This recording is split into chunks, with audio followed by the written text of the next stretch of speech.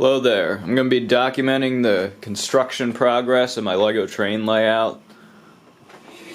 So here you can see I have 7 60-inch by 30-inch folding tables, and on each table I have 8 of the XL 48 by 48 base plates. And here's the pattern that I did to build them up into Mills base plates. And on top of these Mills base plates, I have 16 by 16 dark tan plates. So you got 9 of those per base plate. Some of these are a bit dusty because they were in my basement for a while, and I set this back up here. But here you can see I got just enough to cover the full layout, so I gotta get to work on that eventually. And I'll be documenting the entire construction progress as I go. Like here you can see I have some of the track work down. I marked the center points of each of the straight sections with these R148. I believe they're 40 bricks. So I got them back when they were being sold from the 40 bricks site, but now they're just printable files. So I have a pair of these. I have a left. This is the left hand single crossover that I have on this side of the layout. And here, let me get a close-up shot of how I ballasted these. You can see I like to use a mix of with the 1x4 tiles for the cross ties. I like to use a mix of dark bluish gray and old dark gray. But that just goes on top of the dark gray, the dark bluish gray underneath.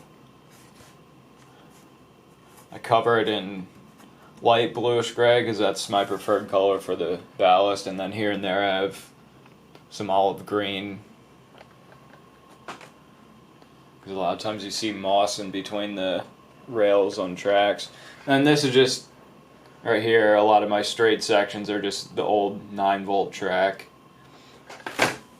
But there's only 10 lengths of straights per side because I wanted to maximize the curves, the radii of the curves. So over here, you can see this is the right hand crossover.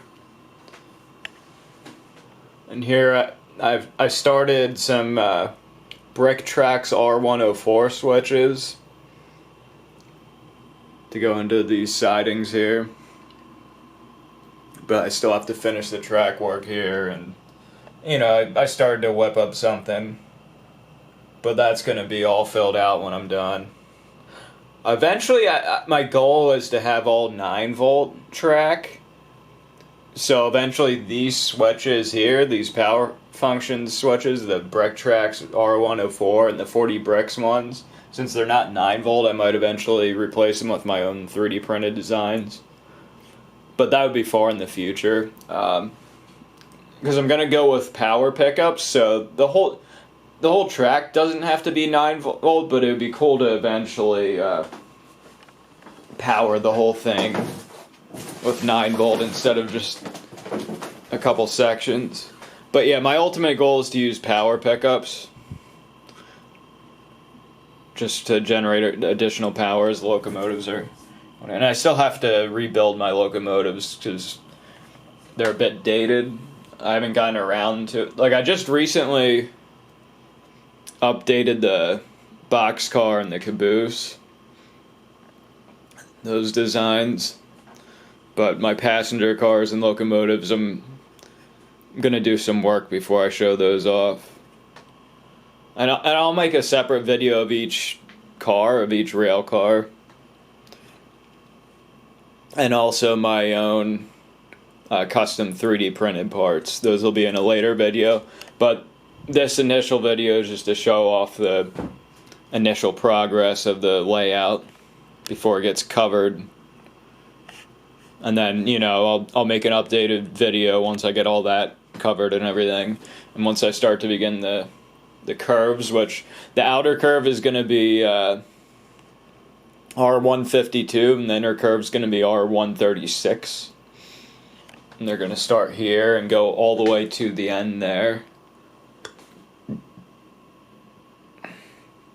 And then, you know, go around. So once I get the base plates, the Mills base plates, plated over with these 16x16 dark tan plates, then I'll begin the curve sections for a full loop, and then I'll get around to making custom 3D printed parts like switches and all that stuff.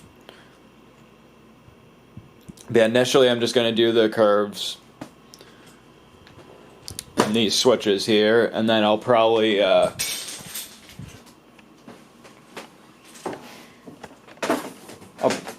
I already have it marked with light bluish gray plates over here, but I'll probably eventually add another pair of sidings over here, like an industrial spur, maybe a small locomotive shed on this side.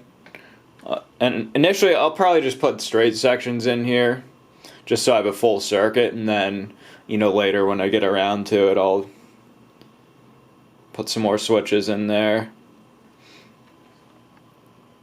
I might change it up so it's not identical to the other side though. So I might have one switch going and then, you know, kind of change it up towards the end. But we'll see once I get to that point. So that's all. Thanks for watching.